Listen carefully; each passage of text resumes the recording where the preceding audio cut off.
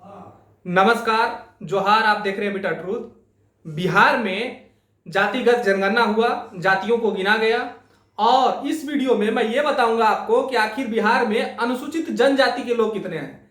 Scheduled tribes वर्ग के जो लोग हैं, आदिवासियों की संख्या है, वो बिहार में कितने हैं। हालांकि उनकी जो जनसंख्या है 2011 के मुकाबले, है ना, उसमें बड़ी संख्या में उनकी आबादी की वृद्धि हुई है। अगर पिछले 2011 के जनगणना को आधार बनाया जाए तो मैं थोड़ा बता दूं कि कितनी उनकी जनसंख्या बिहार में फिर निकली है आदिवासियों की, है ना। बिहार के देखिए, जब बिहार और झारखंड एक था तो बिहार में बड़ी संख्या में शेड्यूल्ड ट्राइब्स के लोग रहते थे, आदिवासी वर्ग के लोग रहते थे। लेकिन जब बिहार और झारखंड का बंटवारा हो गया तो बिहार के ज्यादातर आदिवासी वर्ग के लोग झारखंड चले गए।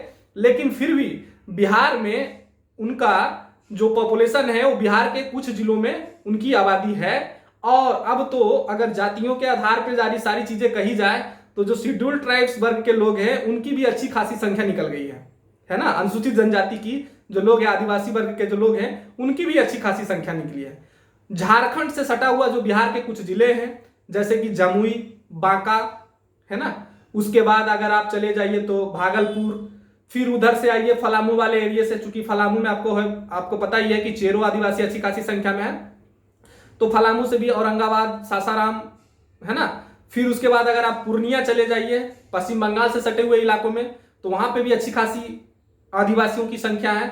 जिसमें आपको मैं बता दूं, पूर्णिया, फिर अगर आप किशनगंज, अररिया, कटिहार, है ना, तो इन सारे इलाकों में भी आदिवासियों की संख्या है। साथ ही साथ मधेपुरा में भी है।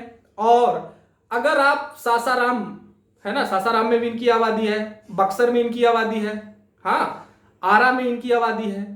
उसके बाद जो पश्चिमी चंपारण है, बिहार में सबसे ज्यादा अगर कहीं आदिवासियों की जनसंख्या है तो वो पश्चिमी चंपारण में है, जो एकदम सटा हुआ है नेपाल के बॉर्डर से। पश्चिमी चंपारण, जिसको बेतिया भी कहा जाता है, गांधी जी का वो शुरू हुआ था वहीं से, तो सबसे बड़ी आबादी वहीं है आदिवासियों की। लगभग 7% के करीब आबादी आदिवासियों की है पश्चिमी चंपारण में। और पश्चिम चंपारण कोई छोटा मोटा जिला नहीं है बिहार के, है ना। तो बिहार में गोंड, मुंडा, उरांव, संथाल सबसे बड़ी जनजाति है हो कुछ संख्या में। चेरो भी कह सकते हैं आप, पहाड़िया भी, उरांव भी, है ना। तो ये सारे जनजातियों की संख्या बिहार में है। और जो खासकर मैं बात करूं अगर पश्चिमी चंपारण की, तो पश्चिमी चंपारण में थारू जनजाति की भी बड़ी संख्या है। थारू, जिनकी बड़ी आबादी उत्तराखंड, कुछ हद तक हिमाचल कहिए, उत्तर प्रदेश कहिए, बिहार में पश्चिमी चंपारण में इनकी अच्छी खासी आबादी है। तो इनकी आबादी देखिए, जातिगत जनगणना के जो आंकड़े जारी हुए उसमें आदिवासियों की कितनी आबादी निकली है। एक चीज और बता दूं, बिहार में 2 ऐसी विधानसभा सीटें हैं जो शेड्यूल्ड ट्राइब्स के लोगों के लिए आरक्षित है। एक तो आपको पता है कि मनिहारी है ना, जो कटिहार जिले में आती है।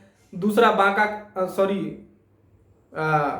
मैं थोड़ा वो नाम भूल गया, है ना। लेकिन ये बता दूं, एक तो कटिहार जिले में उनकी है और एक आपको बांका में मिलती है।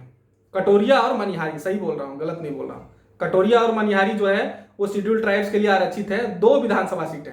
लेकिन लोकसभा में कोई ऐसी सीटें नहीं है जो शेड्यूल्ड ट्राइब्स के लोगों के लिए आरक्षित है।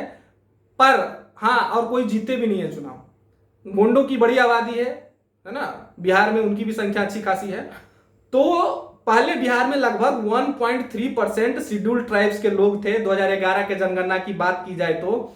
इस बार बिहार में शेड्यूल्ड ट्राइब्स का जो पॉपुलेशन है, नया जो कास्ट सर्वे रिलीज हुआ है उसमें निकल कर बढ़ गई है। और 1.68%, मतलब जो आदिवासी वर्ग के लोग हैं उनकी आबादी लगभग 1.3% से बढ़कर 1.68% बढ़ गई है।